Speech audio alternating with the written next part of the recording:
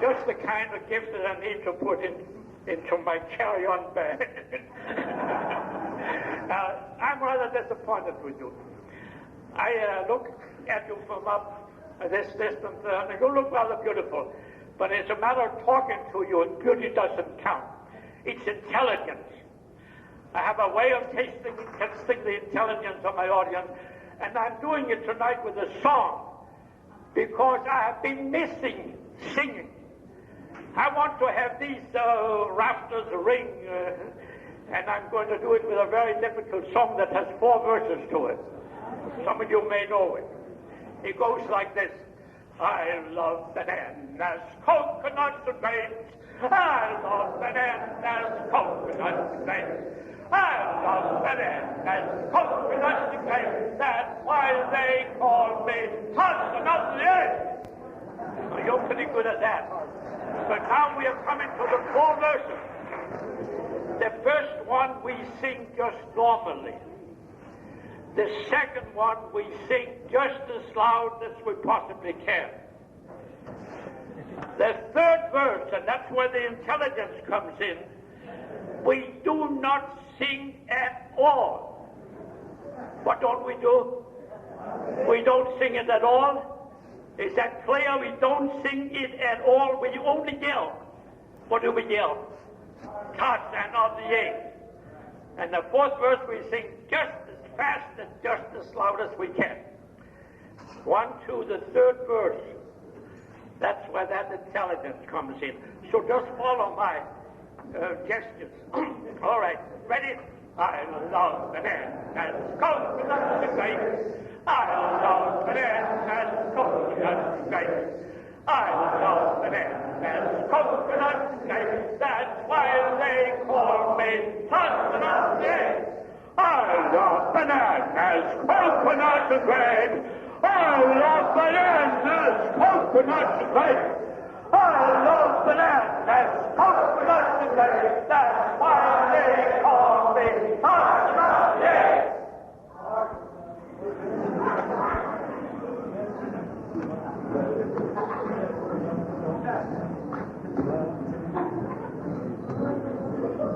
That's why they call me husband of the earth. I knew it.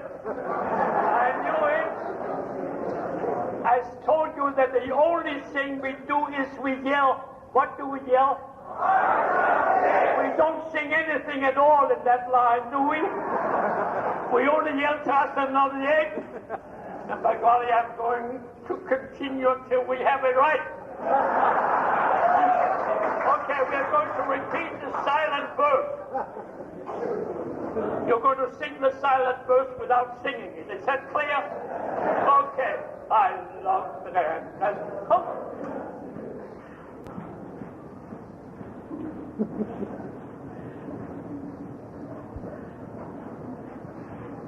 Once more.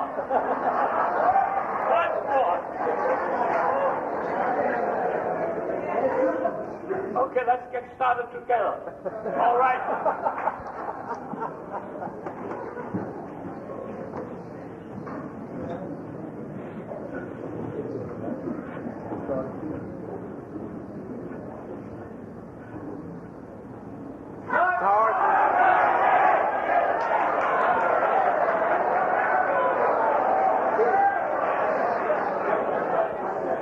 You're the most stupid audience I've had for a long time. Let me endorse it. Yeah, we can blame it on the acoustics. Let's do that. I was on Treasure Island for the first time on Wednesday, August the 10th, 1927. How many of you can testify to the first day you were at Treasure Island? I was here to find out how good scouts were in other parts of the country outside of New York. And it was a rather interesting experience, and I relived it today.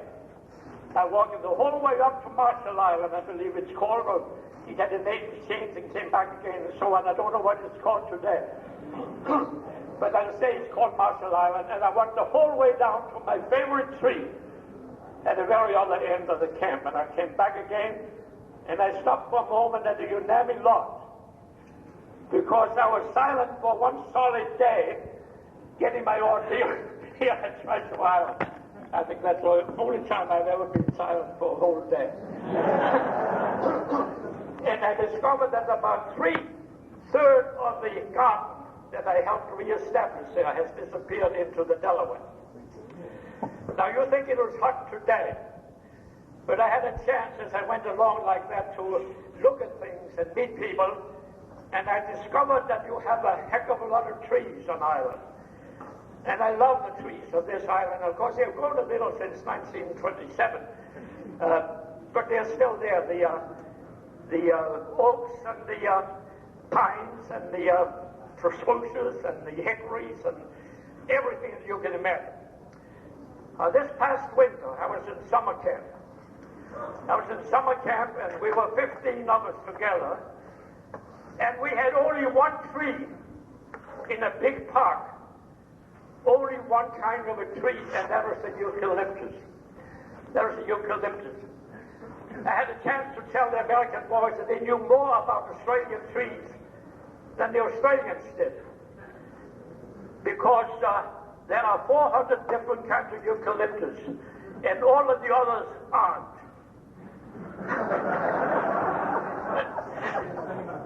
You know, when these poor people came to Australia 200 years ago, and we're trying to make log cabins, for example, you can't get a straight piece of eucalyptus that's any longer than 3 feet. And by the time you have cut it, you have broken the edge of your axe, because they're a very heavy wood. But that's where we were. And on the 31st day of December last year, it was 100 degrees. You have had no temperature here at all, because I don't think we have been up above 100. But for 10 of the days we were at the Jamboree in Australia, we went above 100. So it was a tough situation. But on the other hand, walking in the shade of the eucalyptus was a very special experience, because they have a way of giving off not just oxygen, but ozone. So it's a special kind of an atmosphere. After that, there was the conference of all of the countries of the world. All of the countries of the world that had the Boy Scout movement tried to send their representatives to that. And they discussed scouting. Where are we going? And scouting around the world is worried, very worried, because we have been going down, down, down, down, down in all the industrialized countries. And they've been going up, up, up in all the 3 third world countries. The shift in the Boy Scouting population has shifted from the European American area to the Asiatics in Australia and Africa. And you imagine, they even have Boy Scouts in Ethiopia. You may not think about it from all of the pictures you've seen. But the thing that makes a difference is that these countries, it is the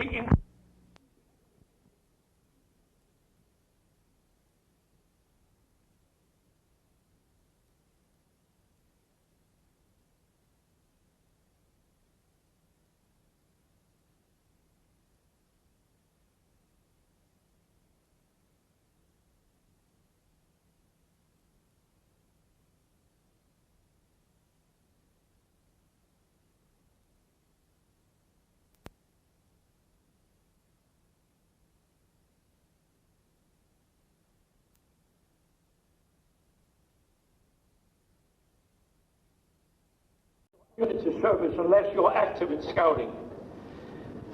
And you don't have anybody active in scouting to do good turns unless you give them the proper kind of a scouting program that will hold the boys so that they catch the spirit, so that they are willing to go out to do something for other people. And that's an important part of it. And those were the fundamentals that I've been yelling about over recent years. I came here to Philadelphia in 1979, and we had a big celebration giving out all of the new Boy Scout handbook, the ones who are new in those times, the one we have today. And a lot of people were saying, we're awfully glad that you have us back to basics. And I said, forget it, we've been there. What we have to do is we must reestablish our fundamentals and then move forward with fundamentals. I think that the slogan is moving forward with fundamentals is far more important than trying to get back to basics. And that's where we are today. We have to be positive that we give those boys who join the Boy Scouts the best show in town. We're in competition with so many different things that they don't have any other place in the world. So many different places where the boys can go and be entertained or being trained or doing this or just sitting in front of a computer or a video set and doing nothing. We can't teach anybody in that way. We must give them the fundamentals. And that means every show, as I said, should be the best show in town. What should it be? Every troop and patrol activity should be the best show in town. You get it? What is supposed to be? Best show in town. Well, it's starting to ring up there. And in order to do this, we have to check into this Boy Scout handbook we have today.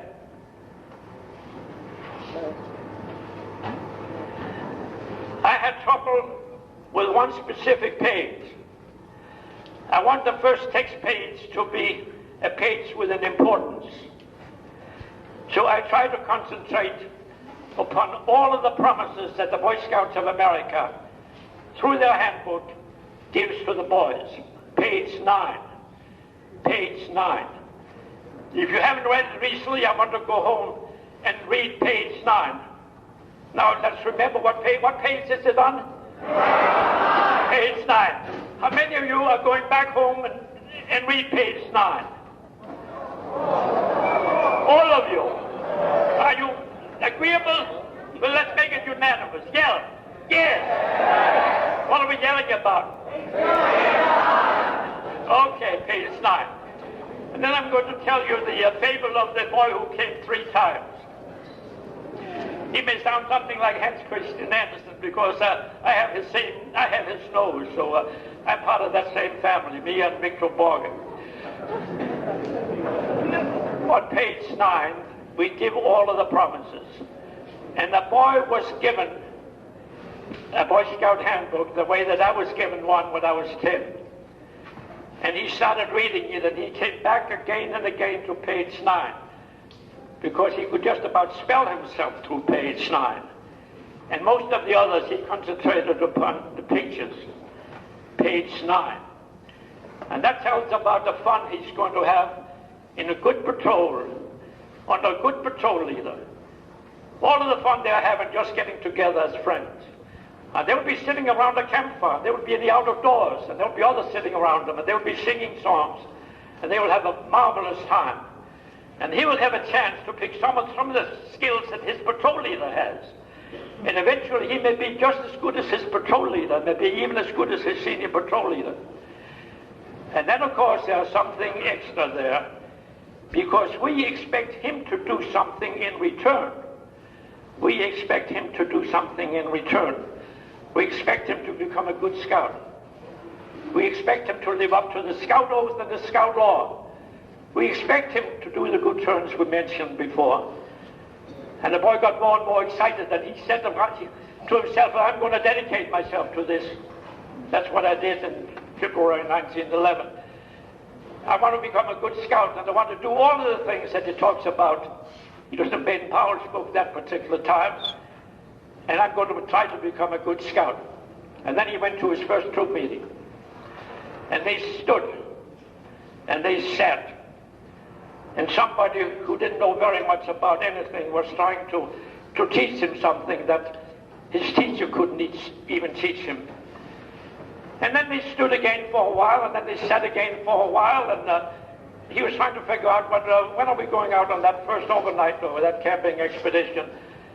And then they stood again for the closing ceremony, and that was the end of it. And the boy went home.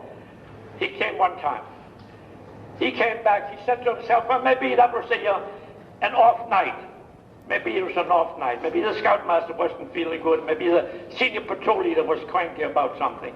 I'll give them a second chance. And he came back. And he went through exactly the same kind of a troop meeting. He was still waiting for that talk about the outdoors at least, or the smell of the outdoors, or a song that had something to do with the outdoors. There wasn't any. If he had been the ordinary boy, he would just have disappeared.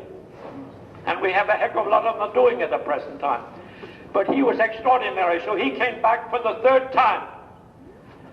And he sat and stood through the same experience a third time. And then he led all of the other boys straight down to the room, and then he walked up to the scoutmaster. He put out his little grimy hand and said, I want to get my registration fee back. And the scoutmaster said, well, why should you want to get your registration fee back? You're a Boy Scout for a whole year. I want to get my registration fee back because I'm not getting what I'm supposed to get. And what do you suppose you're supposed to get? We've been trying to give you the very best we have to give you. And the Boy Scout just insisted that he wanted to get registration fee back. And then finally the scoutmaster got the money out of his pocket and gave it to the little boy. And he clutched it in his little hand, little fist, and walked to the door. And when he stood at the door, opening it, then he went out of the door, and his last remarks were, I quit. And then he slammed the door. And the scoutmaster just stood there. It never happened before in his whole experience. And I'm telling you that tale because I'm worried. I'm worried at the present time because we have to see to it that every person who has anything to do with scouting, anything who has the leadership capacity, whether the whole way up from assistant patrol leader, senior patrol leader, scoutmaster, the whole way up to the president, we have to be positive that every single Boy Scout activity is what? The best show in town. The best show in town. And that means that the boys, during his experience in scouting, will have a chance because he will be exposed to all of these different outdoor activities. He will have a chance to go through this whole book, and he will be trained, and he will learn special skills. He may be able to save some member of his family from some kind of a first aid accident. And there's so many things, and he will learn about the Boy Scouts of America, or the history of it. He will learn about the history of the United States. He will learn about our nature and the environment that we have to protect. And eventually, he will go through the different advancement steps as he learns the different skills and takes them seriously until finally he reaches the last page of the book, and he will be able to stand to say to everybody, America, here I stand. My body strong to fight your battles. My mind trained to keep your democracy virile. My spirit true to uphold your ideals. To God and to you, I pledge my service. On my honor, I'll do my best. Thank you.